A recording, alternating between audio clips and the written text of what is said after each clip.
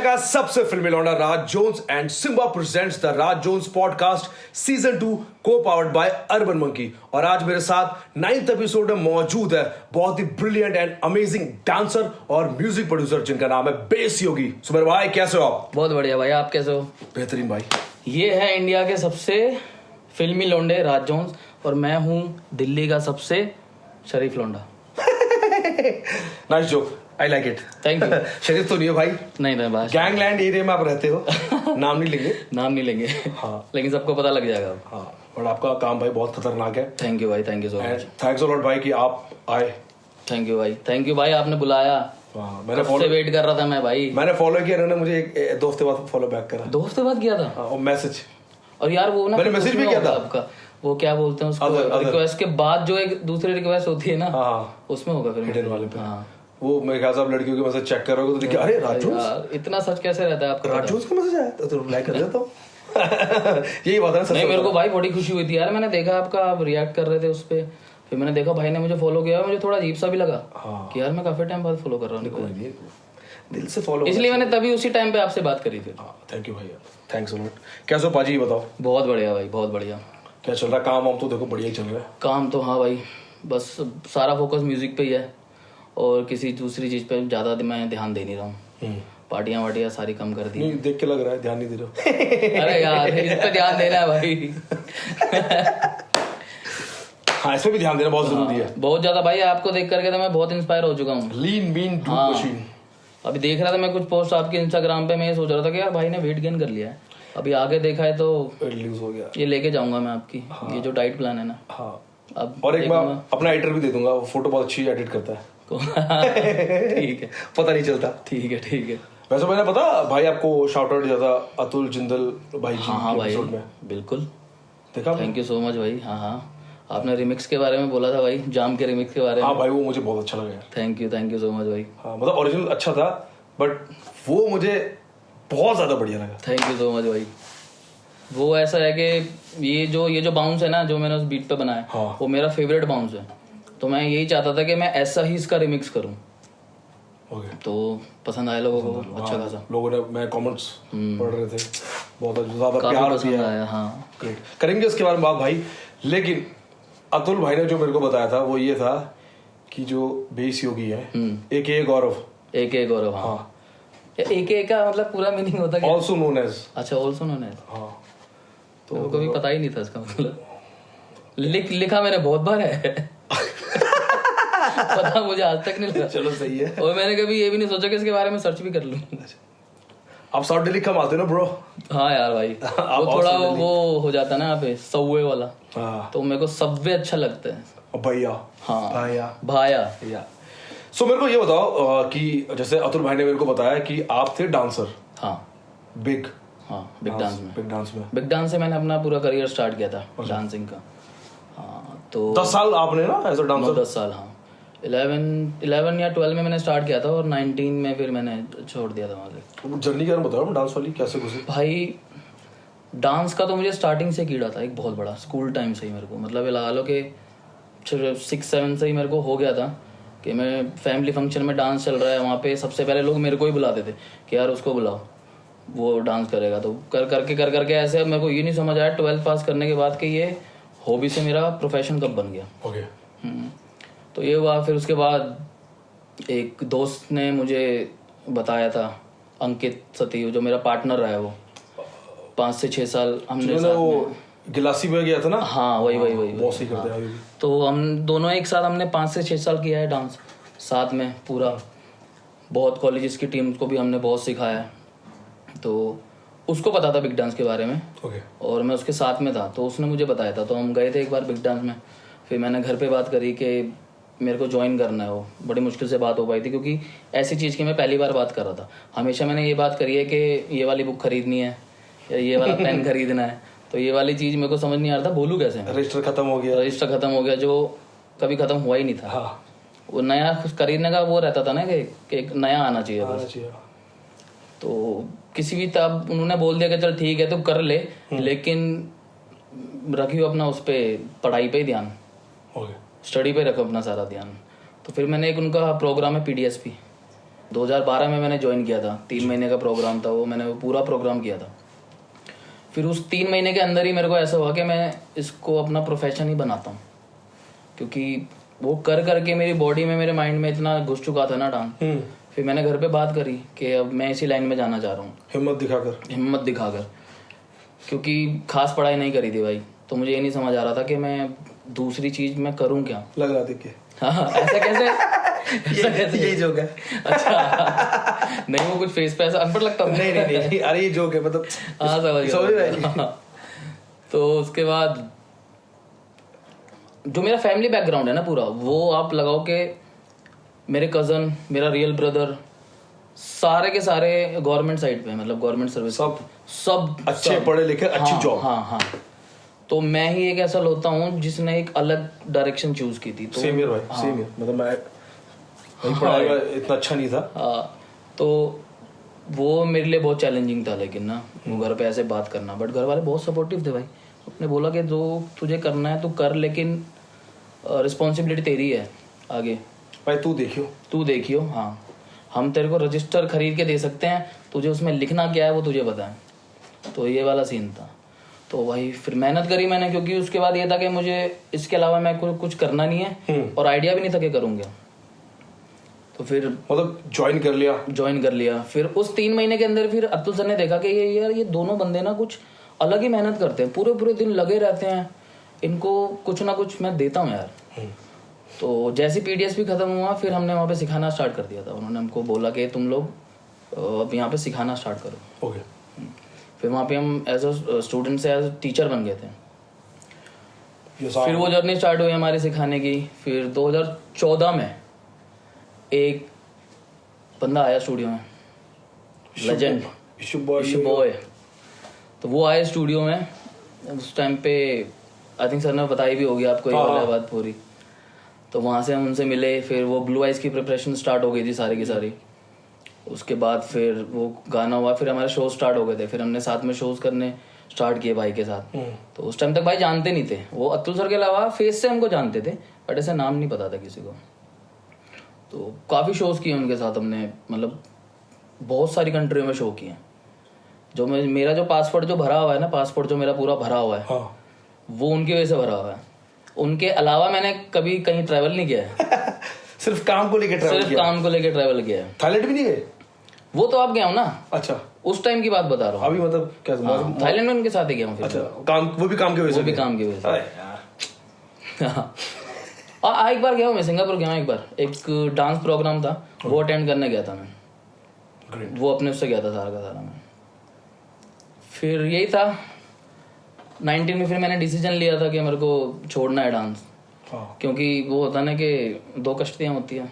हाँ, मेरा अगला सवाल वही था। क्या? देखो 10 साल आपने ये करा, हाँ, वो डांस में घुसे, आप ट्रेनर बन गए, ट्रेन करा लोगों को, लेकिन म्यूजिक वो आप साइड बाय साइड कर रहे थे ना? स्टार्टिंग से भाई म्यूजिक सुना बहुत है ना, तो सुनने के साथ एक ये भी चल रहती थी कि यार ये साउंड बना कैसे होगा। जो एक साउंड मैंने सुन लिया, अब जैसे मैंने मार्टिन गैरिक्स का एनिमल सुना था, उसका जो ड्रॉप का जो साउंड है, मुझे नहीं पता था कि ये है क्या, तो ये बना कैसे होगा। फिर इंटरनेट पर सर्च करना स्टार्ट किया, पता लगा कि म्यूजिक बनता कैसे है। अच्छा, कोई सॉफ्टवेयर होते हैं जिन पे म्यूजिक बनता है, फिर वो सॉफ्टवेयर मैंने कैसे करके डाउनलोड किया, उसको सीखने में मेरे को 1 साल लग गए। पता ही नहीं था कि मैं उसमें गाना भी नहीं डाल पाता था, उसको डेली बस खोल के सामने देखता रहता था कि एक दिन कुछ ना कुछ तो पता चल जाए इसके अंदर। तो वो धीरे धीरे कर करके सब कुछ समझ आया। आपने वो भी तो किया ना, म्यूजिक जब स्टार्टिंग में कर रहे थे तो पहले फ्री में करते थे। अच्छा, हाँ, वो बड़ी सही स्टोरी है। हाँ। फिर लैपटॉप आप दोस्त से लेकर आए थे, फिर आपने पैसे लेके चालू किया, फिर लैपटॉप। हाँ। ये क्या स्टोरी है? वो ये था कि भाई अब मैंने रिमिक्सेस बनाना स्टार्ट किए थे। स्टार्टिंग से मैंने रिमिक्सेस बनाता था। बहुत अलग तरीके के रिमिक्सेस बनाता था मैं। तो मुझे ऐसा लगा कि यार अब ये ना, उस टाइम पे मुझे एक प्लेटफॉर्म मिला, DU, जितनी भी जो डांस टीम है, वेस्टर्न डांस सोसाइटी जो है DU की, तो मुझे लगा कि मैं टीम्स के लिए गाने बनाता हूँ। तो मैंने अपने दोस्त से 1 हफ्ते के लिए लैपटॉप लिया, उसको बोला 1 हफ्ते के लिए मुझे दिखा दे, मुझे थोड़ा काम है। फिर मैंने इंस्टाग्राम पे एक स्टोरी डाल दी थी कि मैं फ्री में म्यूजिक बनाऊंगा, तो जिसको बनवाना है बनवा लो। 2-3 टीम आई मेरे पास, मैंने उनका काम किया, बहुत अच्छा काम किया, बहुत खुश हुए वो। फिर उसके अगले साल मेरे पास कम से कम 6-7 टीम आ गई सही कि सर हमको आपसे ही म्यूज़िक बनवाना है, और जो आपने उस टीम के लिए बनाया था ना, हमको ऐसा ही म्यूज़िक बनवाना है, ये बहुत नया है इस टाइम पे। तो मैंने बोला हाँ बना दूंगा, और उनको लगा कि मैं इस साल में फ्री में बनाऊंगा तो वो मैंने मना कर दिया। फिर उस साल मैंने अपने मन के पैसे मांगे कि अब इनको मेरी आदत पड़ चुकी है, मैं इनसे जितने पैसे मांगूंगा उतने देंगे ये।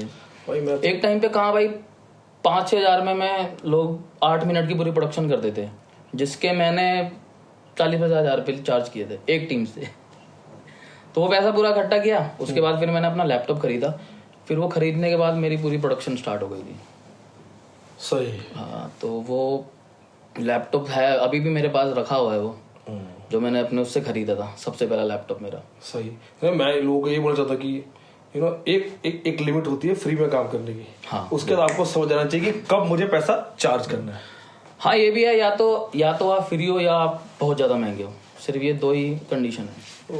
मीडियोकर तो नहीं, या तो आप बहुत ही महंगे हो या आप ऐसे कर दो, फ्री में कर दो, भला कर दो। हाँ भला कर दो, या फिर अपना भला करवा लो। नाइस, सही बात है। फिर ये आप कर रहे थे। अच्छा, मैंने पुराने गाने भी सुने आपके, तो आपका जॉनरा बहुत अलग था, EDM, साइकेडेलिक। हाँ मैंने ना एक्चुअली मैंने साउथ साइड बहुत सुना है स्टार्टिंग से। जितना भी जो साउथ कल्चर का जो म्यूजिक है ना, क्लासिकल जितना भी म्यूजिक है मैंने वो बहुत सुना है। तो मैं वहाँ से बहुत इन्फ्लुएंस रहा हूँ स्टार्टिंग से ना, क्योंकि उनका एक जो म्यूजिक है ना वो सीधा आपकी सोल पे हिट करता है। वो ऐसा गाना बना देते हैं वो लोग ना। तो मैंने फिर ये सोचा कि यार अब हिप हॉप भी मैं बहुत सुनता था मैं हिप हॉप, आज भी सुनता हूँ। तो मैंने सोचा कि अभी सुन के आ रहा है। कितने गाने सुन चुके हैं भाई। अच्छा एक मैं बात बता दूं, जो गाने ये सुनते हैं ना, जो इनका कलेक्शन है, ऐसा म्यूजिक प्रोड्यूसर बता रहा हूँ, मेरा भी वो कलेक्शन नहीं है भाई। ऐसे ऐसे गाने सुनाए ना, सब लेके जाऊंगा भाई, प्लीज भेज देना। हाँ भाई, मजा आया। मतलब भाई पहले आगे थे 3-4 घंटे पहले मतलब बात करते हैं, इतना सारा म्यूजिक सुना, इतनी सारी बातें करी, और अब वही बातें कर रहे हैं। तो हिप हॉप सुन रहा था उस टाइम में। मैंने हिप हॉप सिर्फ और सिर्फ ड्रम्स बनाने स्टार्ट किए थे। ओके। मैं एक ड्रम्स का पैटर्न बनाता था। तो फिर मैंने साउथ की चीज़ों को उससे ब्लेंड किया। ओके। अपना जो मेरा एक ड्रम का पैटर्न था उससे मैंने शहनाई हो गई, फ्लूट हो गई, ये सारी चीज़ों को उस साउंड पे लाया। तो वो साउंड मेरे को बहुत अच्छा लगा, मुझे पर्सनली बहुत अच्छा लगा। फिर मैंने वो लोगों को सुनाना स्टार्ट किया, लोगों ने बहुत अप्रिशिएट किया। फिर मैंने सोचा कि अब इसको मैं रिलीज़ करता हूँ, अब देखता हूँ कि और लेमन को कैसा लगेगा ये। तो काफ़ी प्यार मिला। एक एल्बम मैंने डाली थी भयंकर बेस, उसमें 5 गाने थे मेरे, तो लोगों को बहुत पसंद आई है वो। तो वहाँ से मेरे को समझ आया कि हाँ, लोग मेरे को एक उससे जानते हैं कि ये साउंड है इस बंदे का, ये इस तरीके का म्यूजिक बनाता, जो मेरे लिए मेरे लाइफ की सबसे बड़ी अचीवमेंट है कि लोग मेरे को मेरे साउंड से पहचानते हैं। हाँ, मेरे को भी जब सुना मैंने आपका काम, मेरे को बड़ा यार सही करा है। और अभी जब हम बात कर रहे थे कि सबसे अच्छी बात ये है कि कि लोग बोलते हैं ना, ये नहीं होता, वो नहीं होता, ये नहीं है, कौन सिखाएगा भाई। आपने सारी प्रोडक्शन खुद से सेल्फ टॉट भाई। हाँ, ये काबिल तारीफ है भाई। हाँ भाई, लैपटॉप लेना, उसके बाद सॉफ्टवेयर डाउनलोड करना, सारे एक चीज खुद सीखना, ये मतलब ये काबिल तारीफ है भाई। लोग कंप्लेन कर रहे होते हैं। मेरे को ना एक्चुअली ये भी नहीं पता होता था कि मैं कहाँ पे जाके सीखूं। ओके। क्योंकि मेरे को नहीं पता था कि म्यूजिक स्टूडियो कहाँ है, कहाँ पे होता है, या उसमें सिखाएंगे क्या, मुझे कुछ कोई आइडिया नहीं था। तो मैंने खुद से ही करने स्टार्ट। फीस कितनी होगी, अभी तो मैंने उसकी फीस दी है डांस की, अब इसकी फीस देनी पड़ेगी। फिर घर वाले सोचेंगे कि अभी इस कश्ती में था ये, अब इस कश्ती में, अब ये जब दोनों कश्ती ऐसे खुल जाएगी ना तो कुछ चीज़ फट ना जाए। तो मैंने एक कश्ती पे रहने का डिसीजन लिया। फिर हाँ, पहले आपने उस कश्ती को मजबूत बना लिया। हाँ, वो रहेगी मेरे पास, वो कश्ती मेरे पास ही है। हाँ, बस वो रस्सी बांधी हुई है। हाँ, तो ये बस उसके बाद वो साउंड फिर मैंने रिलीज़ किया, लोगों ने बहुत अप्रिशिएट किया उसके लिए मेरे को। हाँ। फिर 19 से लेकर के 2021 के स्टार्ट तक फिर वही लॉकडाउन लग गया था। तो मैंने घर पे ही सारा मैंने एक्सप्लोर किया और नया म्यूज़िक बनाना स्टार्ट किया। फिर मैं मीर भाई को गाने भेजता था बना करके, तो उनको बहुत पसंद थे गाने मेरे, क्योंकि उनका भी एक उनका ना कहीं दिल एक म्यूज़िक से बहुत जुड़ा हुआ है। मीर भाई का भी। मिहिर भाई एक ऐसे बंदे हैं जिन्होंने मेरे को सच में भाई हनी भाई के पास पहुंचाया। हो गया। उनका एक बहुत बड़ा पार्ट है मेरी लाइफ में, बहुत बड़ा। ग्रेट। मैं उनको गाने भेजता था और वो क्या करते थे, जैसे वो भाई की आफ्टर मूवी बना रहे हैं, हाँ। जैसे दुबई के शो की बना दी है, कहीं की बना दी, तो वो मेरा म्यूजिक यूज़ करते थे और नीचे यूट्यूब पे मुझे क्रेडिट दे देते थे। तो एक शायद वो दुबई की आफ्टर मूवी थी, मैंने उसके नीचे कमेंट्स पढ़े थे, तो लोगों ने वहाँ पे लिटरली ऐसे कमेंट कर रखे थे कि 2020 का ये म्यूज़िक है और हमें ऐसे लग रहा है कि हम 2050 में जाके सुन रहे हैं। तो मतलब वो इतना फ्यूचरिस्टिक। हाँ, तो ये कमेंट मेरे को सच में इसने मेरे को और वो दी मोटिवेशन दिया कि यार अब और अच्छा मैं करता हूँ। फिर भाई को भी पता लगा कि यार ये बंदा है कौन। उन्होंने मिहिर भाई से पूछा कि यार ये लड़का कौन है। फिर भाई ने बताया, मिहिर भाई ने उनको कि एक है लड़का, एक गौरव नाम से, बेस योगी नाम है उसका, आर्टिस्ट नाम। तो उन्होंने बोला चल अच्छा काम करता है, बहुत बढ़िया काम करता है। तो एक बार शायद कोई उनका लाइव शो था उस टाइम पे ना, कुछ लाइव कॉन्सर्ट चल रहे थे लॉकडाउन के टाइम पे ना। तो उन्होंने मिहिर भाई को बोला था कि उस लड़के को बोल कि मेरे लिए ऐसे ऐसे गाने बना दे। तो उस टाइम चल क्या रहा था कि मैं गाने बना के मिहिर भाई को भेजता था, वो आगे भेजते थे, फिर वहां से वो रिप्लाई मिहिर भाई को करते थे, फिर मेरे पे आता था। तो बहुत ज्यादा बैक एंड फोर्थ ऐसे चलता था। तो हनी भाई ने बोला कि काम कर, एक ग्रुप बना दे। तो हमारा एक व्हाट्सएप पे ग्रुप बन गया, जिससे हनी भाई का नंबर मेरे पास आ गया।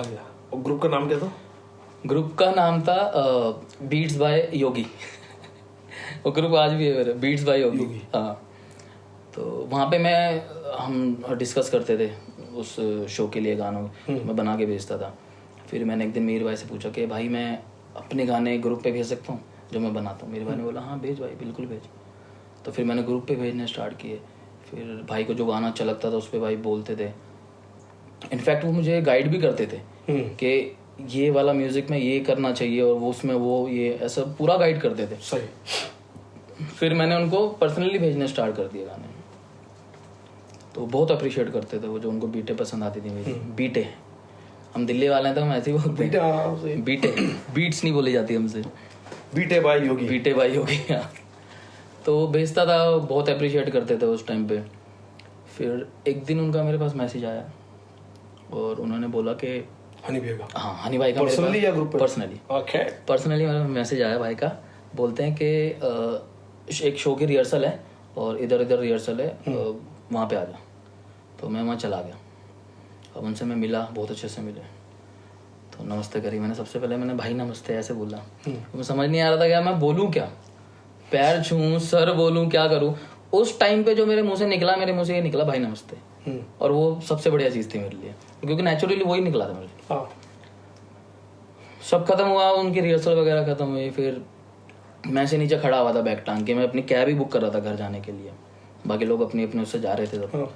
तो वहाँ से एक उनके वो जो बॉडीगार्ड जो हैं वो आए, वो बोलते कि भाई बुला रहे हैं आपको गाड़ी में।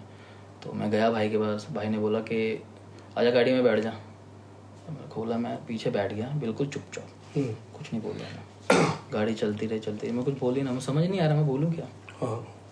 ऐसे घूमते रहे। फिर भाई ने कुछ गाने सुनाए मुझे अपने, दिमाग ख़राब हो गया मेरा।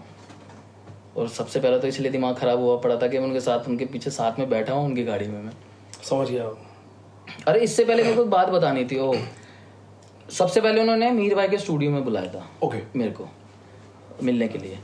वो उनका कोई गाना था, तो वो चाहते थे कि मैं उसको रीप्रोग्राम करूँ वापस से अपने ड्रम्स वगैरह के साथ। तो लॉकडाउन का टाइम था, उस टाइम पे मैं मास्क लगा के गया हुआ था और मैं काफ़ी देर से बैठा हुआ था, मुझे 1 घंटा हो गया था बैठे। वो लोग अपना डिस्कस कर रहे थे कुछ किसी वीडियो पे। तो एकदम से भाई बोलते हैं हनी भाई के यार वो लड़का नहीं आया होगी। मिहिर भाई ने बोला कि ये बैठा हुआ भाई, इसको तो 1 घंटा हो गया। तो जैसे ही मैंने मास्क नीचे किया ना, मैं उनसे कम से कम 6 या 7 साल बाद उनसे मिला था। जब हम उनके साथ शोज करते थे एज अ डांसर, उसके बाद मैं 6 या 7 साल बाद उनसे मिला हूँ। और उन्होंने मुझे एक बार ही में पहचान लिया। कहता है ये तो अपना बालक है, ये तो हमारे साथ शोज करता था। एक बार ही में पहचान लिया उन्होंने। क्या तूने मुझे पहले क्यों नहीं बताया? बहुत अच्छे डांसर थे ना हो, मतलब तभी उनको याद है। तो उसके बाद फिर उन्होंने पहचान लिया मुझे। मेरे को बड़ी खुशी हुई कि यार 7 साल बाद, क्योंकि हम पीछे थे उनके ना, मेरे तो वो शो सामने देख के करते थे पीछे, और कभी अगर ऐसा हुआ कि हमने फोटो करवा ली तो करवा ली, नहीं तो हम शो करते थे और अपना वापस। उन्होंने तब भी पहचान लिया मतलब। तो उसके बाद फिर बात हुई, फिर उनसे मेरी वैसे बातें होने लग गई थी। मैं उनको गाने भेजता था, वो मेरे को बताते थे सब सारी चीज़ें। फिर उसके बाद उन्होंने अपने एक स्टूडियो बुलाया फिर। तो मैंने उस टाइम पे मेरी होमी भाई से बात होती थी, होमी दिल्ली वाला भाई। तो मैंने उनको बोला कि भाई मैं ना आपके साथ चलूँगा क्योंकि मैं बहुत नर्वस हूँ और मेरे को साथ में रखना है यार आप आपने। तो वो भी समझ गए थे कि वो जब उनसे मिले होंगे पहली बार तो मेरा वो ही चल रहा था बिल्कुल फेस। कहते यार कोई नहीं, यहाँ साथ में चलेंगे। तो हम गए वहाँ पे, मैं अपना पूरा कलेक्शन भर के लेके गया था, मुझे सुनाना है, जो वो बोले मैं सब सुना दूंगा उनको। फिर वही सेशन हुआ हमारा, मैंने कुछ गाने उनको सुनाने स्टार्ट किए। जो मैंने एल्बम डाली थी उसमें एल्बम के भी कुछ गाने सुनाए उनको। कुछ अच्छे लगे उनको, कुछ उनको बेसिकली ठीक ठाक लगे। लेकिन ये था कि उन्होंने मुझे हर गाने पे बोला जरूर था, फीडबैक दिया जरूर था। ये नहीं कि बस सुन लिया और फिर अगला प्ले कर दिया। सुनने के बाद चाहे उन्होंने ये बोला हो कि ठीक ठाक है या ये अच्छा है, लेकिन फीडबैक जरूर दिया था। वो बहुत इंपॉर्टेंट है, बहुत इंपॉर्टेंट हनी भैया। हाँ, उससे फिर पता भी लगता है ना कि मतलब ये सच में यार ये बंदा ना बहुत मैच्योर बंदा है, बहुत ज्यादा। फिर रेगुलर हमारे सेशन स्टार्ट हो गए थे। फिर ये गाड़ी वाली बात जो आप बता रहे थे, गाड़ी वाली बात यार, फिर हम घूमते रहे। मैं भाई के साथ कम से कम नहीं तो 2 घंटा घूमा था गाड़ी में। मैं गाने सुना रहा हूँ उनको, वो मुझे गाने सुना रहे हैं, वाइब कर रहे हैं हम। और 15 मिनट तक मैं चुपचाप बैठा रहा। 15 मिनट के बाद ऐसा हो गया कि उन्होंने ना शायद मेरे को देख लिया होगा कि ये बहुत ज़्यादा नर्वस बैठा हुआ है। तो उन्होंने ऐसा माहौल क्रिएट किया ना कि मैं भूल ही गया कि मैं इनसे आज 6 साल बाद मिला हूँ। मुझे लगा मैं उनसे रोज़ ही मिल रहा था। तो मतलब मैं इतना कंफर्टेबल हो गया उनके साथ। फिर वो स्टूडियो लेके गए बाद में उसी दिन। फिर वहाँ जा कर के मैंने उनको एक बीट सुनाई थी, तो उन्होंने बोला था कि इस पर अभी लिखना स्टार्ट कर देते हैं। फिर वो लिखना स्टार्ट हुआ वहाँ पे गाना। फिर उसके बाद बोला उन्होंने कि अब तू डेली आया कर यहाँ पे स्टूडियो। ओके। हाँ, नोएडा में। फिर वहाँ पे फिर मैं डेली जाना मैंने स्टार्ट कर दिया था। कौन सा गाना था वो? गाना तो ऐसे नहीं बताऊंगा ना। अच्छा, मतलब इट्स अनरिलीज्ड। हाँ, ओके, ठीक है। फिर उसके बाद अब मेरे को था कि मेरे को भाई एक स्टूडियो मिल गया है यार काम करने के लिए। मतलब मैं तो उसको पूरा निचोड़ दूंगा भाई। मैं वहाँ पे दिन में 6-6, 7-7 बीट बनाता था, वही बैठे मैं बनाता रहता था। अब उस टाइम पे ना मतलब हम लोग जल्दी खत्म कर देते थे सेशन कोई 2-3 बजे। तो मैं सो जाता था और मेरे को एक्साइटमेंट रहती थी कि मैं जल्दी से जल्दी उठूं और मैं जाके स्टूडियो में बैठ जाऊं। उठ जाता था, स्टूडियो में जाके बैठा रहता था जब तक वो लोग कोई आता नहीं था ना। शाम तक मैं अपने गाने बना के रेडी कर लेता था कि आते उनको सुना दूंगा मैं। रोज मैं डेली यही करता था वहाँ पे। सही। फिर एक वीक के अंदर ही ना मतलब मेरा एक डेब्यू हो गया था। एक गाना उनको बहुत पसंद आ गया था, एक मेरी बीट अनरिलीज्ड ही है वो भी। तो एक तरीके का मेरा वो डेब्यू था जो आएगा थोड़े टाइम में। वैसे बता दें कि कुछ अनरिलीज्ड म्यूजिक और बीट्स भाई ने सुनाई थी मेरे को। भाई I love you production man. मैंने तो थैंक यू भाई, पहले ही बोला था, नागन सुना मैंने, मुझे हाँ जी नो प्रोडक्शन बहुत अच्छी लगी गाने की। थैंक यू भाई, आई लव द प्रोडक्शन।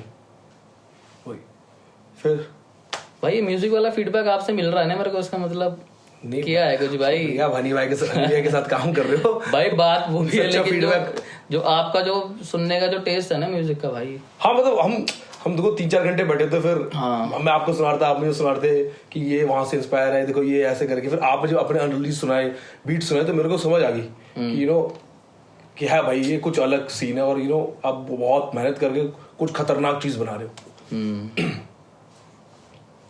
फिर रोज 5-6 बीट बनाना। 5-6 बीट बनाना, ठीक है। फिर उसके बाद थोड़ा सेशन में गैप आ गया था। ओके। तो हम काफ़ी टाइम बाद मिले। फिर एक नया स्टूडियो बना था जो इधर बना है, जो अभी जो सबसे लेटेस्ट जो स्टूडियो है। अब वहाँ पे तो मतलब अब रोज ही जाते हैं हम, रोज ही हमारे सेशन होते हैं वहाँ पे। सही। तो नागन की कहानी बताता हूँ। हाँ, नागन की कहानी बताया। एक्चुअली नागन मैंने उसकी बीट मैंने काफ़ी टाइम पहले बनाई थी। आई थिंक 2020 में मैंने उसकी बीट बनाई थी। तो अब मेरे को ना सुनाने में भी कभी कभार ऐसा लगता है भाई को कि यार मैं ये गाना सुनाऊंगा तो वो उनको अच्छा लगे ना लगे, तो मैं रोक भी देता था अपने आप को ना गाना सुनाने से पहले। हाँ, तो उस पर आप कॉन्फिडेंट हाँ ना हो कि ये सुनाओ कि नहीं सुनाओ।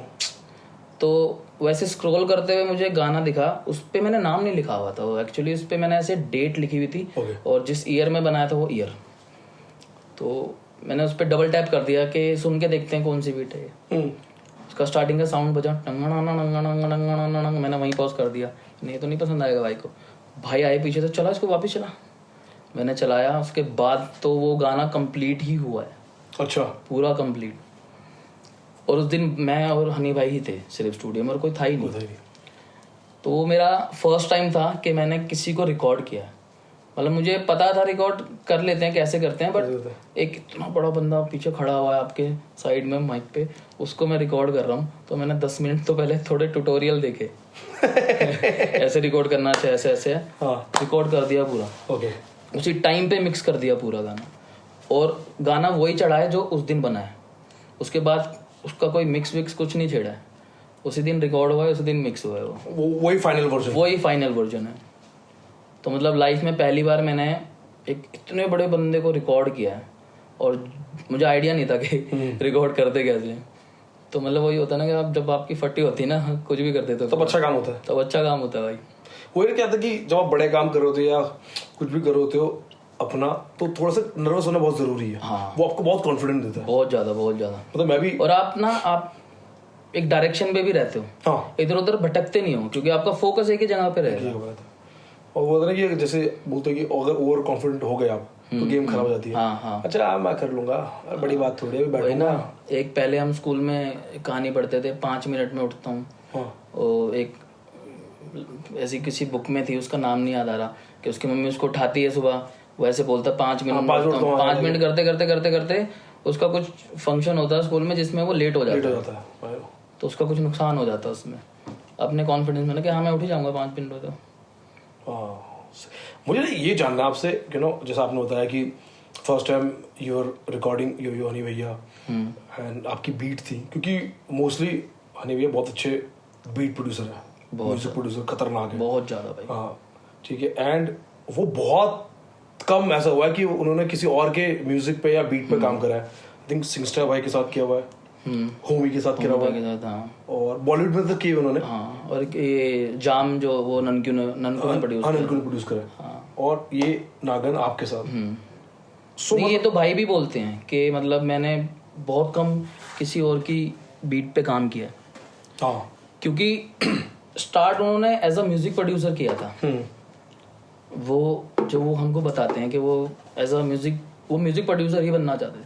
स्टार्ट उन्होंने वही किया था, जो उनका पहला जो प्यार है ना वो यही है, म्यूजिक प्रोडक्शन, और उसमें वो मास्टर है भाई।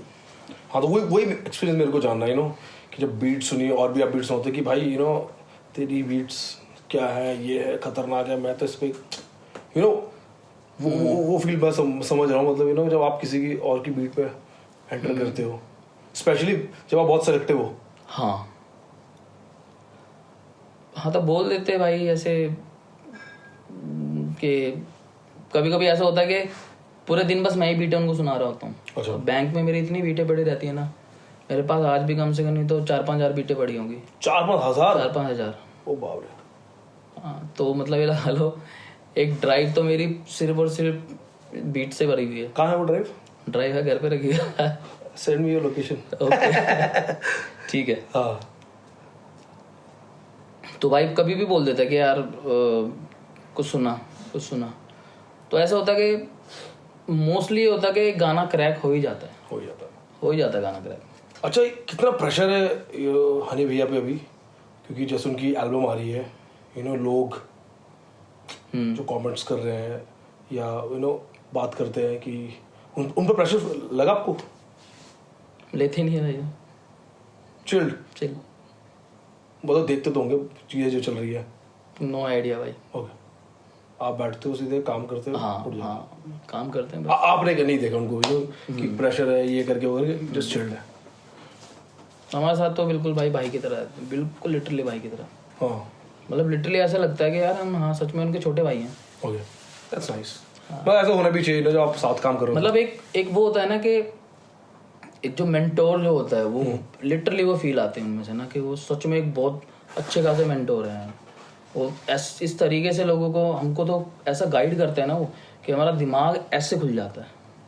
हम सिर्फ ऐसे देख रहे होते हैं ना, वो कुछ ऐसी बातें बताते हैं, यूँ खुल जाते हैं हमारे पर, फिर हर जगह देख रहे होते हैं। कुछ बताओ, कुछ टिप्स जो उन्होंने आपको दी, आपको लगे कि मुझे आगे शेयर करना चाहिए for the young music producer और यंग आर्टिस्ट के लिए। सबसे जो बड़ी वो जो हमेशा टिप्स देते हैं, वो बोलते हैं कि अपनी रिसर्च को सबसे ऊपर रखो। मैं भी मानता हूँ। हाँ, वो मैंने आपकी भी देखी है। रिसर्च गेम बड़ी स्ट्रांग होनी चाहिए। आपकी जितनी रिसर्च ऊपर रहेगी ना, आप एक्सप्लोर बहुत सारी चीज़ें करोगे। तो आपको हर दिन कुछ ना कुछ नया मिलेगा और आप हर दिन कुछ ना कुछ नई चीज़ें बना लोगे। राइट। उससे क्या रहेगा ना कि आप टाइम से आगे चलते रहोगे। हाँ, तो ये सबसे ज़्यादा उनकी मेरे को एक बहुत बड़ी चीज़ लगी है जो वो हमको बताते हैं। और उनकी भी जो रिसर्च रही है ना, जो वो रिसर्च करते हैं, हमको नहीं समझ आता कि वो कहाँ से ये गाना लेके आए हैं, हमको कहाँ से ये गाना सुना रहे हैं। पता नहीं कौन कौन सी, वो हर लैंग्वेज के गाने सुनते हैं, हर लैंग्वेज के, और हमको सुनाते हैं ना, तो हम ऐसे हो जाता है कि यार ये गाना हमने कैसे नहीं सुना आज तक, हमने कैसे मिस कर दिया। वो रिसर्च है ना उनकी। अच्छा भाई, जितना मैंने आपके बारे में रिसर्च की, मुझे ये भी पता है कि आप डीजे रह चुके हो। हाँ भाई, इसके बारे में बताओ जरा। भाई डीजेइंग का मेरे को बहुत शौक था। मैं था तो मुझे भी, लेकिन मैं आरजे बन गया। सही है यार भाई, वो भी बढ़िया है। अच्छा, मैंने डीजेइंग सीखी पता कैसे है? कैसे? मैं अलग अलग इंस्टीट्यूट्स के अंदर ट्रायल लेने जाता था। वो एक हफ्ते फ्री क्लासेस वाला? नहीं, एक हफ्ते नहीं, वो एक ही दिन का ट्रायल देते थे। एक घंटे का भी नहीं, 20 मिनट का ट्रायल देते थे। हाँ। सब कुछ बताते थे कि ये फेडर है, ये नॉब है, ये सिंक होता है, ये होता है, ये होता है, मिक्स होता है, और 10 मिनट मेरे को दे देते थे प्रैक्टिस के लिए। अच्छा। तो एक इंस्टीट्यूट में जाता था, फिर 2 दिन बाद दूसरे इंस्टीट्यूट में जाता था। तो वहाँ पे मेरे को बताता था कि मेरे को इतना तो पता है और मुझे थोड़ा एडवांस सीखना है। हाँ। तो वो मुझे एडवांस बता देते थे। तो ऐसे कर करके मेरे कम से कम 4-5 स्टूडियोज में गया था मैं। हाँ। तो ऐसे करके मैंने डीजेइंग सीख ली थी। बाप ने ब्लैक लिस्ट किया उन्होंने आपको? नहीं, ब्लैक लिस्टेड? फोन बहुत आते थे उनके, लेकिन कि भाई कि कब से ज्वाइन करोगे सर, बहुत फोन आते थे। अच्छा आइडिया, स्मार्ट आइडिया काफी। हाँ भाई, मेरे को तो बहुत हेल्प मिली इससे। फिर उसके बाद मैंने अपना एक वो खरीद लिया था, अपना एक कंसोल ले लिया था। Oh great. उस पर फिर मैं प्रैक्टिस करता था अपने पूरे। सही। एक मैंने शो भी किया था 18 के अंदर कसौल में, एज अ डीजे मैंने वहाँ परफॉर्म किया था। तो 1.5 घंटे का सेट था मेरा वहाँ पे, और बहुत बहुत बहुत पब्लिक थी उस दिन, क्योंकि न्यू ईयर का शो था वो। कम से कम नहीं तो 5-6 हज़ार लोग थे सामने। Oh fuck. और मेरे को जो मज़ा आया था उस दिन प्ले करके भाई, मतलब मैंने लाइफ में पहली बार प्ले किया था। 5,000 लोगों पे बजा रहे हो? हाँ, लाइफ में पहली बार प्ले किया था और इतने सारे लोगों के सामने मज़ा बहुत आया था। और बहुत मतलब बहुत इंटरेक्ट भी किया है मैंने सेट के बीच में। हाँ वही, बहुत ज्यादा। इंस्टाग्राम बोला अपना आजकल बोलते हैं ना, मैं देखा। Follow me on this. आजकल इंस्टाग्राम बोलते हैं। वो मैंने वीडियो भी डाली हुई है उस वाले शो की ना इंस्टाग्राम पे। अभी दिखाऊंगा मैं आपको इसके बाद। चेक करता हूँ मैं। फिर डीजेइंग की छोड़ी क्योंकि प्रोडक्शन में घुस गए? नहीं छोड़ी नहीं, मतलब वो मैं उसको अपना प्रोफेशन नहीं बनाना चाहता। वो हॉबी थी? वो हॉबी थी, हाँ मेरी हॉबी थी। वो गाने रिमिक्स करने में मेरे को बहुत मजा आता था। तो ऐसे ही, तो वो मुझे लेकिन पूरा नहीं करना था, लाइफ टाइम नहीं करना था। छोड़ा नहीं, मतलब अपने आप साइड हो गया वो काम। समझ गया। अच्छा, मैंने ये ना अभी नोटिस करा है कि बहुत टाइम से जो बहुत अच्छे डीजेस हैं और रह चुके हैं, they are getting into the production. हाँ। क्या कहना उस पर आपको?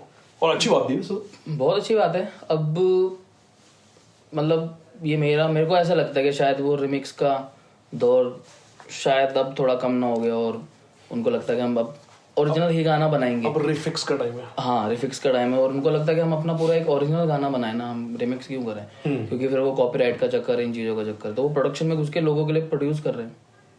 काफ़ी डीजेस हैं जो कर रहे हैं प्रोड्यूस लोगों के लिए।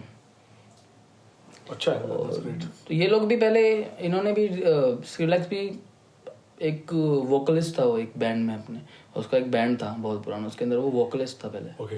हाँ, तो वहाँ से करके उसने भी अपनी एक प्रोडक्शन स्टार्ट की थी, फिर वो प्रोड्यूसर बना है।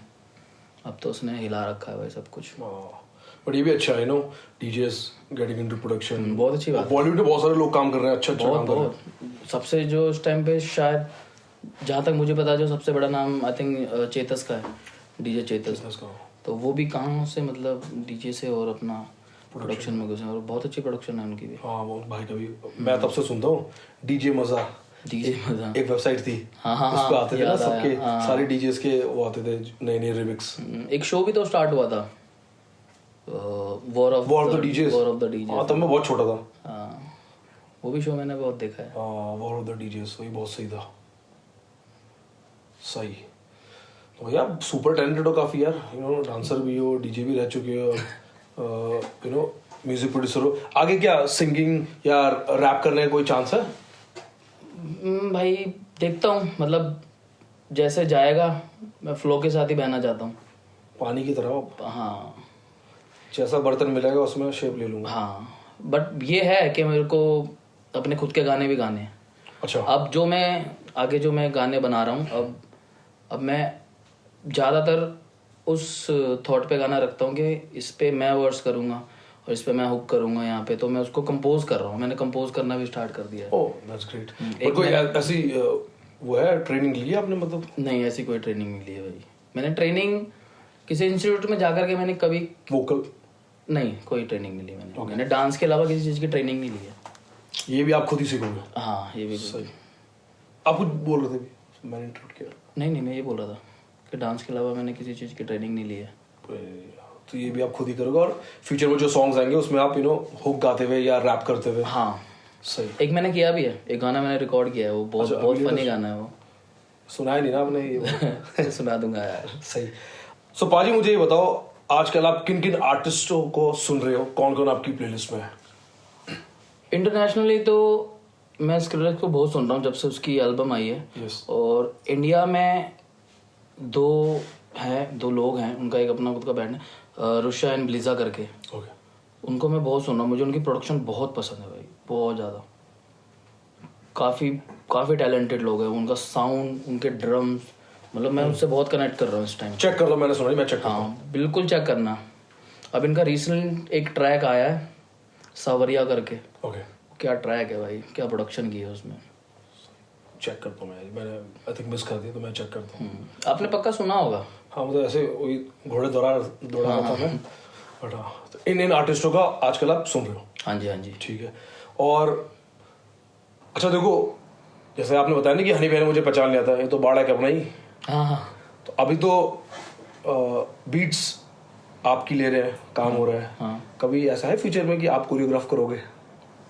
मन तो मेरा बहुत है, मेरा बहुत मन है। अभी बीच में भाई ने बोला भी था। हाँ अच्छा। तो अतुल भाई देख रहे हो? अरे सर बोलिए यार। नहीं मेरा बहुत मन है यार। अब देखो अंदर का वो डांसर नहीं मर सकता ना, मेरी मसल मेमोरी में है वो है। अभी भी गाना चला तो अभी भी डांस करके दिखा दूंगा आपको, जो मैं पिछले 5 साल पहले भी जो करता था वो भी करके दिखा सकता हूँ। सही है। वो नहीं मर सकता, वो डांसर नहीं मर सकता भाई। मतलब ऐसा होगा फ्यूचर में? बिल्कुल होगा भाई, मेरा तो बहुत मन है। इनफैक्ट अभी कैसे लिखा हो देखो, you know singer yo Honey Singh, music producer base Yogi, choreographer base Yogi. होना तो चाहिए, मेरा भी बहुत मन है। अभी उसका जो गाना शूट हुआ था, ननकू का जो गाना जो एक शूट हुआ था अभी, उसमें भाई ने बोला था कि तू ही कोरियोग्राफ कर ले इसको। फिर मैंने सोचा कि नहीं यार अभी तो नहीं, थोड़े टाइम बाद। आई चार्ज मोर फॉर कोरियोग्राफ। नहीं यार ऐसा नहीं। उनसे क्या चार्ज करना है यार, उनके हम उनके आसपास रहते हैं, वो सबसे बड़ी कमाई है भाई। नहीं अरे मैं जस्ट किडिंग। हाँ सॉरी। सच में पता है उनका ऑरा ऐसा है ना कि जैसे वो आते हैं ना जब स्टूडियो में, ओके, तो पता नहीं क्यों हम ऐसे बैठे रहते हैं तो हमें पता लग जाता है कि भाई आ गया। कोई आए। एक दिन ऐसे हुआ भी था, मैं और उनको बैठे हुए थे तो मैंने बोला कि यार भाई आ गया, तो भाई सच में वहां से चल के आए। तो उसने बोला कि अभी योगी भैया ने यही बोला था कि आप आ गए। तो भाई पूछ भी रहे थे कि तेरे को कैसे पता लगा। मैंने भाई वो इतनी बड़ी एक एनर्जी आती है ना, एनर्जी होगी, कुछ ना कुछ पता लग जाता है कि कुछ तो आ रहा है, कुछ तो आ रहा है। वो ऑरा वो एनर्जी ऐसी है उनकी भाई। सही है भाई, यू नो बढ़िया काम कर रहे हो, यू नो आगे एज अ कोरियोग्राफर भी ये कुछ कर सकते हैं। अतुल भाई ये इनकी वर्ड है, ये मेरे नहीं है। मैंने भी हाँ बोला है। अच्छा भाई देखो, आपका रियल नेम है गौरव। हाँ जी। और बेस योगी आर्टिस्ट नेम। हाँ। ये जरा स्टोरी बताओ यार। या अब ना मैं स्टार्टिंग से बहुत स्पिरिचुअल रहा हूँ, आज भी मैं बहुत स्पिरिचुअल हूँ।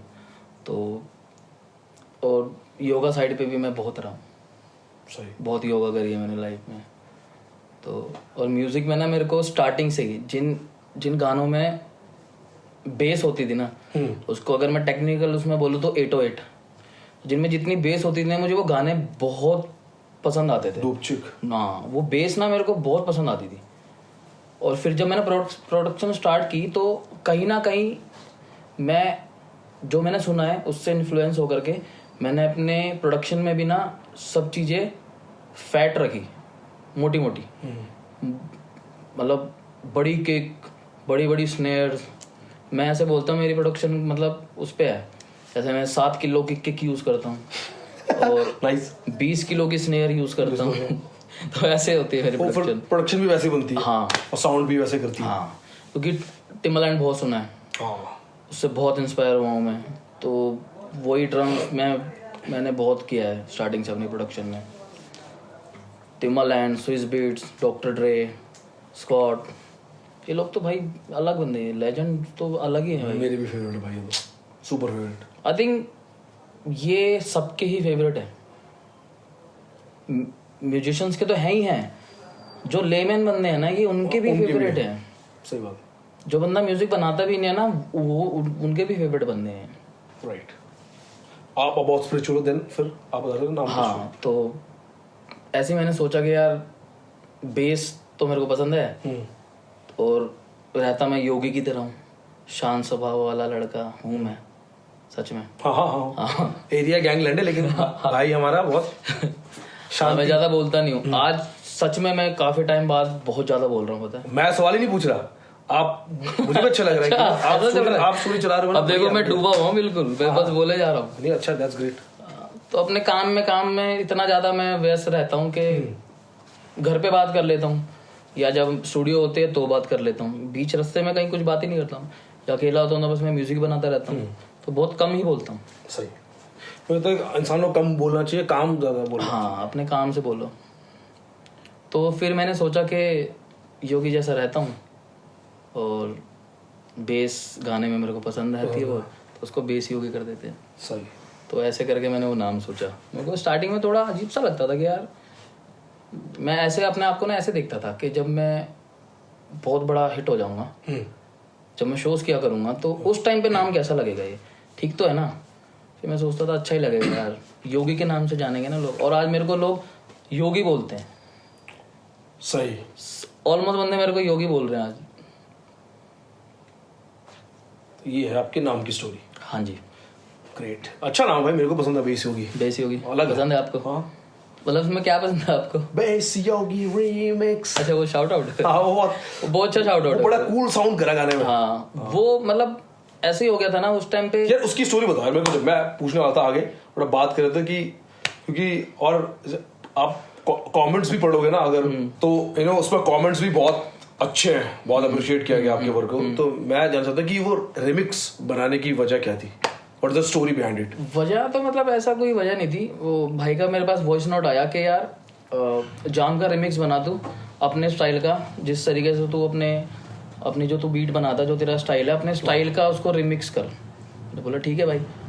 वो स्टूडियो आए थे अपनी जिम से 1-1.5 घंटे में, जब उन्होंने मेरे को वॉइस नोट भेजा था तब तक मैं वो रेडी करके रख दिया था मैंने गाना। वो आया, मैंने भाई को सुनाया, भाई को बहुत अच्छा लगा। भाई ने बोला इसमें तेरे को शाउट आउट देता हूँ। मैंने ठीक है भाई, इससे बड़ी चीज़ और क्या होगी। तो उन्होंने शाउट आउट दिया मेरे को उस टाइम पे ही। उस टाइम पे वो शाउट आउट मैंने पीछे लगाया, गाना मिक्स किया वापस से और मीर भाई को भेज दिया। फिर वो आगे अपलोड कर दिया उन्होंने।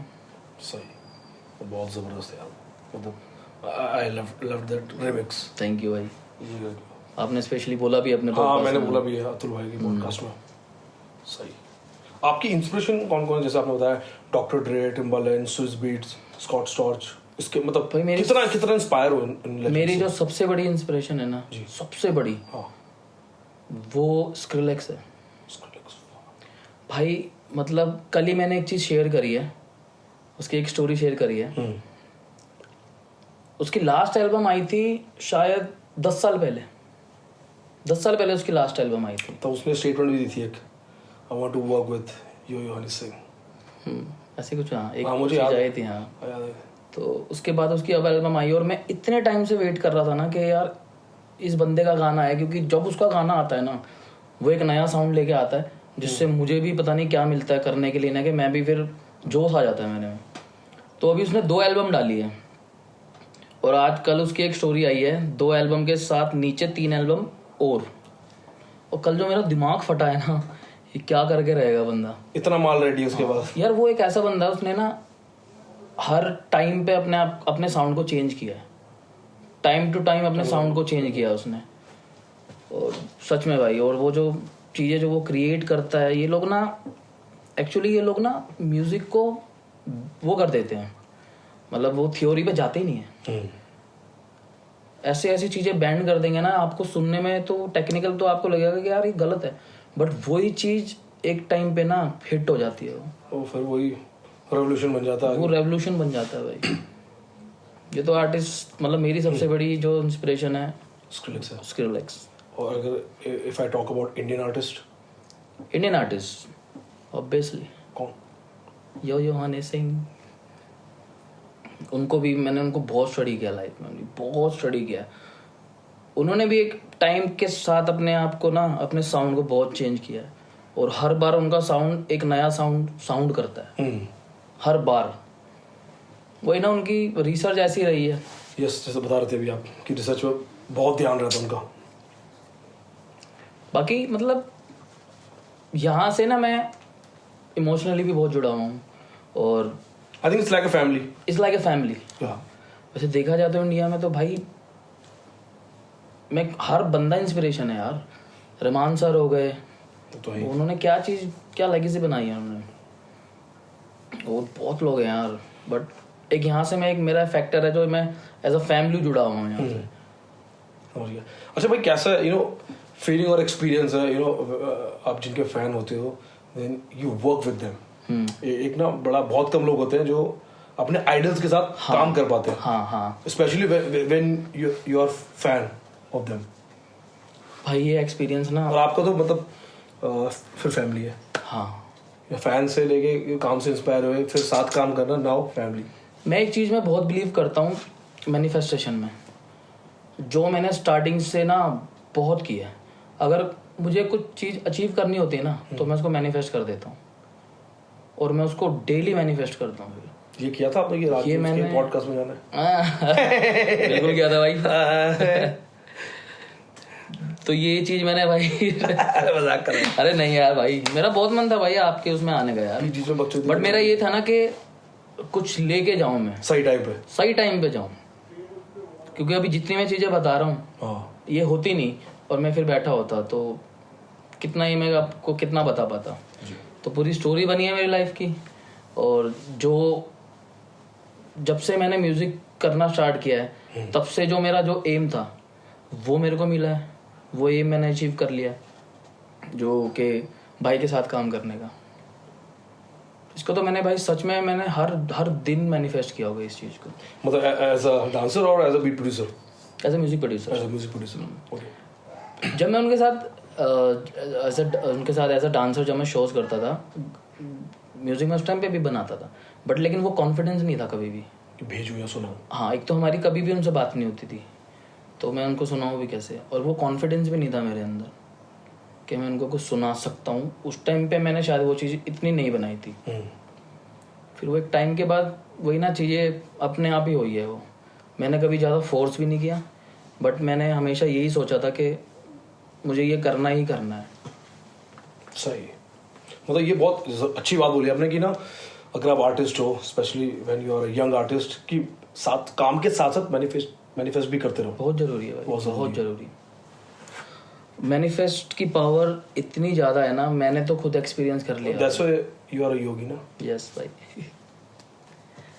नहीं, लोगों को करना चाहिए। एक ना वो बात दी है मुझे किसी मेरे आई थिंक बॉस ने बताई थी कि जब आप अपना काम कर रहे होते हो ना, जब आप स्पेशली यू वर्किंग कहीं भी किसी भी फील्ड में, कॉर्पोरेट हो गया, म्यूजिक हो गया, कि ना जैसे हम सोचते हैं कि यार कर पाऊंगा नहीं कर पाऊंगा, होगा नहीं होगा, मीटिंग में क्या होगा, तो ये थॉट्स आने ही मत दो। फाड़ दूंगा जाकर, बस भाई यही होना नॉट ओवर कॉन्फिडेंस, हाँ हाँ वो उस लेवल का कॉन्फिडेंस कि भाई मैं कर लूंगा, टेंशन नहीं है। हाँ, वो आप जितना पॉजिटिव रहोगे उतनी चीजें होती है, जैसे वही मैंने यही होता है भाई। ओवर कॉन्फिडेंस भी नहीं होना चाहिए हाँ। भाई, अपने आप को confidence with a positive yes और एटीट्यूड। हाँ हाँ, क्योंकि क्या होता है ना, अब जैसे मैंने आपको बताया कि मैंने चीज़ मैनिफेस्ट करी, हाँ। वो रियलिटी में हो गई, क्योंकि मैं बहुत पॉजिटिव सोचता था। आप नेगेटिव सोचोगे ना, वो भी हो जाती वो भी आती है, हाँ तो वही बोल रहा कि नेगेटिव मत तो सोचो। सोचना ही क्यों है नेगेटिव भाई। और क्या है कि आपने मैनिफेस्ट किया हुआ आगे फ्यूचर के लिए? फ्यूचर के लिए तो भाई है काफ़ी चीज़ें हैं, मैं बस ऐसे कभी शेयर नहीं करता जब तक वो होती नहीं है। आई एग्री विद यू, जब तक हो ना जाए तब तक ढिंडोरा मत पीटो। अभी बीबी की वाइन्स का हम लोग देख कर आए। सच में भाई, मतलब ये मेरा तरीका है काम करने का। हाँ, मैं अगर मुझे कुछ बताना होता है तो मैं सिर्फ और सिर्फ अपनी फैमिली को बताता हूँ। हाँ। मैं उसके अलावा किसी को कभी कुछ नहीं बताता। जो चीज़ मेरे को करनी है मैं अपनी फैमिली को बताता हूँ कि अब मेरे को ऐसे करना है, मुझे वैसे करना है। फिर जब वो हो जाती है फिर मैं लोगों के पास जाता हूँ। अच्छा, ये जैसे आपकी फैमिली ने बहुत सपोर्ट करा जब आप एज अ डांसर ट्रेनर कर रहे थे, अब वो होने के बाद जब आप प्रोडक्शन में घुस गए हो, म्यूजिक प्रोड्यूसर हो, अब क्या खुश हो? बहुत खुश है भाई। पूछते नहीं डांस की छोड़ दिया? नहीं, वो मेरी फैमिली को मेरे डिसीजन पे बहुत कॉन्फिडेंस रहता है हमेशा, इसलिए मेरे को बहुत कॉन्फिडेंस आता है। सही, वही ना कि फैमिली से जब फुल सपोर्ट हो ना तो बंदा हाँ, अलग ही चौड़ होती है, क्योंकि उनको पता है कि ये जितने भी डिसीजन लेता है ये अपने आप से ही लेता है, और ये ऐसा डिसीजन लेता है कि ये फिर उस चीज़ को करके ही मानता है। तो उनको पता है कि इसकी डिसीजन मेकिंग तो बहुत स्ट्रॉन्ग है। सही। और मैं उनके साथ फिर शेयर करता हूँ वो चीज़, वहाँ से आगे से मुझे कॉन्फिडेंस आता है। तो मतलब एक तरीके से लगा लो कि उस टाइम पे वो काम उसी टाइम पे हो गया जब वहाँ से मुझे ऐसा रिस्पॉन्स आता है फैमिली से। ये तो अच्छी बात है, मतलब फैमिली का सपोर्ट है ना भाई। मेरे को ऐसा लगता है कि कोई ऐसी फैमिली नहीं होगी जो अपने बच्चों को ना सपोर्ट करती हो। बहुत सारे नहीं करते ना, जब वो केस भी अलग होते होंगे। पता, वो अंदर से ऐसा नहीं चाहते होंगे कभी कि हम ना सपोर्ट करें। देखो, माँ बाप ने हमेशा वो अच्छा ही सोचते हैं कि अब उनको बेसिकली क्या होता है कि अब जैसे किसी को अगर अपना पैशन फॉलो करना है, बहुत कम होता है इनको वो उनके बारे में रिसर्च करके या उससे बात करना। उनको लगता है कि हमारा बेटा ये कोई सरकारी जॉब पकड़ ले या ये कर ले, खुश रहे, शादी करे। वो भी एक अच्छे उनका भी एक अच्छा थॉट है, लेकिन आप बच्चे से पूछो वो क्या करना चाहता है। ये तो वो अगर रिस्क लेने को रेडी है, वो अपने पैशन को बिल्कुल फॉलो करना पड़े, तो वो भी अलग चीज है। अब जो मेरा बड़ा भाई, जो मेरा रियल ब्रदर है, हाँ जी, अब उससे मेरी बात होती है तो वो मेरे को बोलता है कि यार देख, 8 से 9 घंटा मैं भी एक चेयर पे बैठता हूँ, 8 से 9 घंटे तू भी एक चेयर पे बैठता है, लेकिन तू करता है अपनी मर्जी की और मेरे को करनी पड़ती है किसी और का काम दियो। तू करता है अपनी मर्जी की। तो एक आर्टिस्ट का ना एक ये है कि आप बैठे तो हो उसी टाइम पे जिस टाइम पे एक सरकारी नौकरी वाला बंदा बैठा है, लेकिन आप फ्री हो यार, आप अपनी मर्जी से करोगे सब कुछ। हाँ, वो तो वो रिस्क भी तो लिया ना, फिर रिस्क भी तो लिया है। वहां पर क्या, वहां इतना कुछ है नहीं रिस्क। हाँ, लेकिन उस साइड पे मेहनत भी बहुत ज्यादा है। हाँ, फिर वो तो अपने भाई को देखा है ना यार, 9-10 घंटे पे पढ़ते हुए एक किताब को, अगर आप 9-10 घंटे तक एक किताब को पढ़ रहे हो। वहाँ किताबों में ज्यादा कंसंट्रेट करना या सॉफ्टवेयर पे, म्यूजिक पे, रिसर्च पे। मेरा स्टार्टिंग से इसमें बहुत रहा है, मतलब आप मेरे को कोई भी सॉफ्टवेयर दे दो, मैं उसको हफ्ते भर के अंदर सीखता हूँ। ओ सही। अगर हाँ, क्योंकि जब मैंने वो स्टार्ट किया था FL स्टूडियो, मेरे को सबसे पहला म्यूजिक का सॉफ्टवेयर ही वो पता लगा था, सब फ्रूटी लूप्स। FL स्टूडियो एक तरीके का कल्ट है, वो सरकारी चीज है। वो पता कैसे, जैसे ये ना म्यूजिक प्रोड्यूसर के लिए। हाँ, सरकारी स्कूल है भाई। FL स्टूडियो सरकारी ऑडेसिटी है रिकॉर्ड करने के लिए। हाँ, मतलब सब कुछ वहाँ इतना इजी है ना FL स्टूडियो पे। मतलब मैंने कोई दूसरा सॉफ्टवेयर चलाया नहीं है। कुछ टाइम के लिए मैंने एबल्टन यूज़ किया था, अच्छा। तो वो मुझे खास समझ नहीं आया था, क्योंकि FL स्टूडियो में क्या है, क्लिक पे चीज़ें अवेलेबल हो जाती है आपकी, आपको ढूंढना बहुत इजी होता है। वो प्रोफेशनल बहुत ज़्यादा है, एबल्टन जो सॉफ्टवेयर है वो बहुत ज़्यादा प्रोफेशनल है। मैं इसलिए बोलता हूँ इसको, मैंने सरकारी स्कूल का नाम दिया हुआ है, समझ गया। FL स्टूडियो को। Tell me about your dream collaboration कि अब देखो हनी भैया के साथ आप कर ही रहे हो, काम आ भी रहा है। इसके अलावा आपकी ड्रीम कोलैबोरेशन किस आर्टिस्ट के साथ है कि भाई इनके साथ तो करना है फ्यूचर में डेफिनेटली? भाई ड्रीम कोलैबोरेशन तो मेरी काफ़ी टाइम से है, एक वही घूम फिर के स्क्रिलेक्स। ओके। उसके साथ मुझे है कि मैं फ्यूचर में या लाइफ में कुछ ना कुछ करूं उनके साथ, मैं कोई एक गाना बनाऊं, भगवान ने चाही तो। बहुत मैंने मेरा उनके साथ, या ट्रॉय बॉय के साथ भी। हाँ ट्रॉय बहुत, मुझे बहुत पसंद ट्रॉय बॉय तो भाई बहुत उनका जो ट्रॉय बॉय का जो ग्रूव है ना, जो उनका जो बाउंस है वो बिल्कुल ही हटके है भाई। सही। तो ये दो आर्टिस्ट है। हाँ जी। और अगर इंडिया में बात करें फ्यूचर में आपको? इंडिया में बात करें फ्यूचर में तो मेरे को मतलब ऐसे कान पकड़ के बोलूँगा रहमान सर के साथ, अरे कि मैं उनके साथ कुछ उनको मैं कुछ दे पाऊँ। तो ये मेरा तो एक बहुत बड़ा ड्रीम है।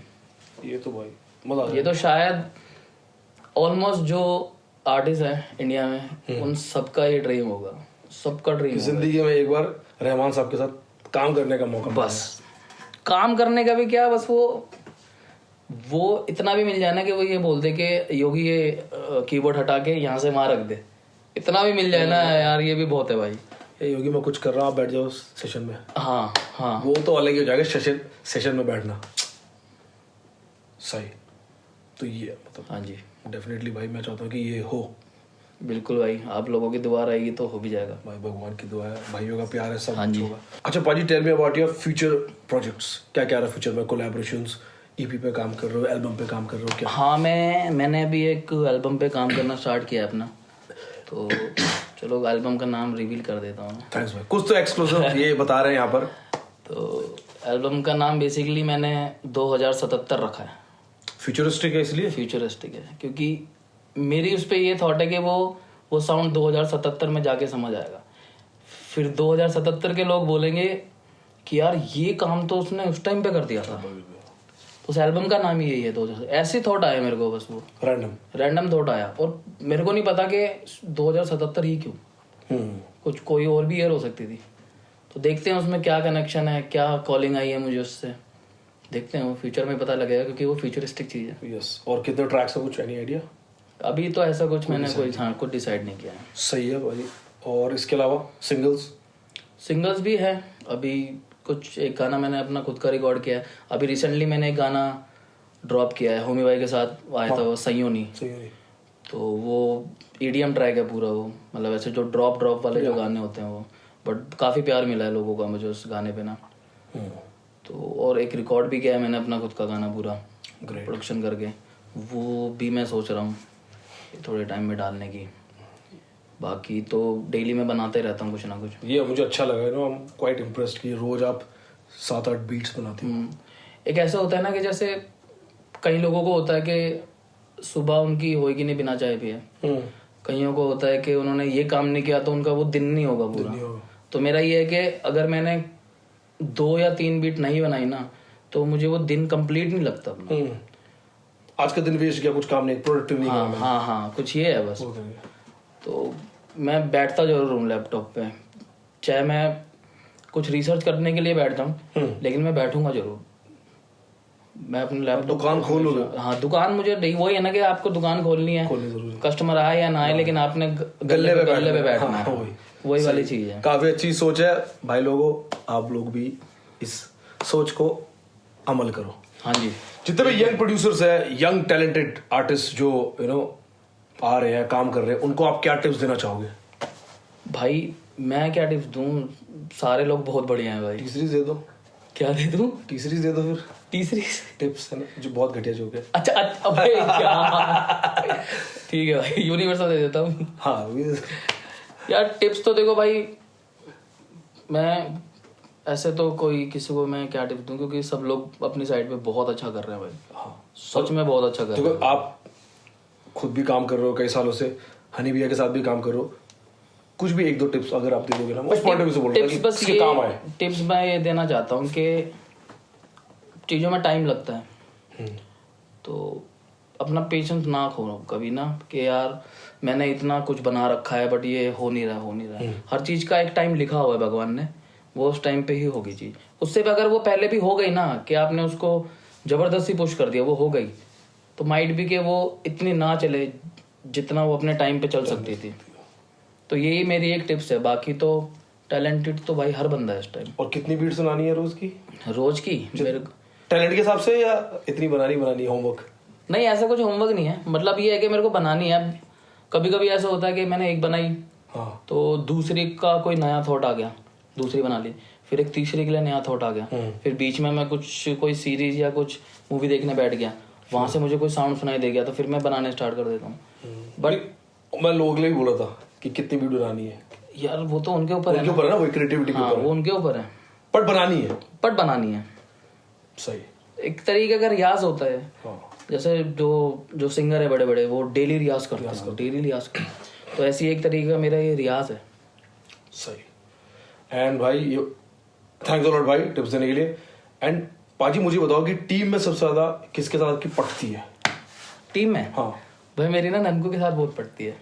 सही। हाँ, नॉटी बॉय नोटी दोनों में एक जैसे है हम, मतलब वो क्राइम वाला सीन है हमारा, पार्टनर इन क्राइम सही। बहुत सारी चीज़ों में, तो उसके साथ मेरी बहुत पड़ती है। बाकी तो हम सारे एक जैसे ही हैं भाई, सारे ही हम एक जैसे हैं। मैं, ये ननकू, होमी भाई और करुण, हम सारे एक जैसे हैं भाई, सारे शरारती, बस अपने काम में व्यस्त रहते हैं, काम करते हैं, शरारत करते हैं, इधर उधर घूमते हैं, खाते पीते हैं, पार्टी करते हैं, मज़ा लेते हैं पूरा। सही। और ये मजा मैं पूरे हिंदुस्तान को देना चाहता हूँ। ये मजा मैं पूरे हिंदुस्तान को देना चाहता हूँ। सही। सो भाई फर्स्ट टाइम आप Simba presents the Raj Jones podcast season 2 को पावर्ड बाय अर्बन मंकी में आए हो, तो देखो खाली हाथ में आपको जाने नहीं दूंगा। हाँ जी। सिम्बा की तरफ से कुछ गिफ्ट्स है आपके लिए। गिफ्ट तो सिम्बा तो वही है जो है उनका, अच्छी चीज, बहुत अच्छी चीज़ है। हाँ, आप काफी थैंक यू भाई, थैंक यू सो मच। आप काफी एंजॉय भी करते हो। हाँ जी। यस। दूसरा है भाजी अर्बन मंकी और राज जोन्स की तरफ से आपके लिए वाह। गिफ्ट बॉक्स है। थैंक यू सो मच भाई, हाँ, थैंक यू सो मच। इसकी अनबॉक्सिंग करो आप। ठीक है, कर दो।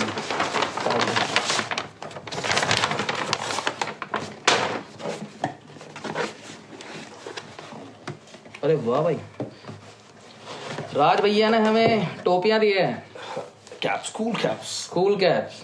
थैंक यू भाई। हाँ। भाई बहुत अच्छी है यार ये। थैंक यू भाई। एंड मास्क है आपके लिए ताकि सेफ रहो। हाँ जी भाई। जब भी आप हनी वेयर के स्टूडियो जाओ ये पहन के जाओ ताकि सेफ रहो, कोरोना फैल रहा है। हाँ जी यार, वापस से स्टार्ट हो गया। हाँ भाई मैं ना एक चीज़ बताता हूँ, मैंने कभी पहनी नहीं है कैप्स कैप्स वगैरह ना, बट ये बहुत कूल है, मेरा बहुत मन कर रहा है पता। अब मुझे लग रहा है कि आपके अटायर के साथ भी ये हाँ, परफेक्टली फिट जाएंगे। अगर ये चले गई ना फिट, तो मैं कैप्स पहनने स्टार्ट कर दूंगा। आप मुझे कॉल कर देना, मैं आपको ठीक है भाई, और डिलीवरी भी करवा दूंगा। ठीक है भाई। एंड भाई फर्स्ट टाइम आप द राज जोन्स पॉडकास्ट में आए। हाँ जी। तो भाई कैसा लगा आपको पॉडकास्ट में आके, ये बताओ यार। भाई बहुत बढ़िया लगा है, थैंक यू भाई। और मैं काफ़ी टाइम से सोच ही रहा था आने के लिए, बट कुछ मेरे पास कुछ नहीं था कुछ कि मैं आप पॉडकास्ट में बोलूँगा क्या स्टोरी बताऊँगा अपनी और क्या चीज़ें, तो अब है मेरे पास, तो मैंने आपको मैसेज किया। थैंक यू भाई। और आपने मुझे एक बारे में बुला लिया। थैंक यू भाई। मुझे लगा कि यार आप तो मुझे डेट दोगे, महीने 2 महीने बाद की। आप लड़की नहीं ना, मैं डेट अच्छा भाई हो तो भाइयों को इमीडिएटली बुला लेते हैं। बहुत अच्छा लगा भाई आकर के। थैंक यू भाई, सेम यार, मुझे बहुत अच्छा लगा। हाँ जी। फ्यूचर में खतरनाक काम करो, जी फाड़ काम करो। जी। पीस।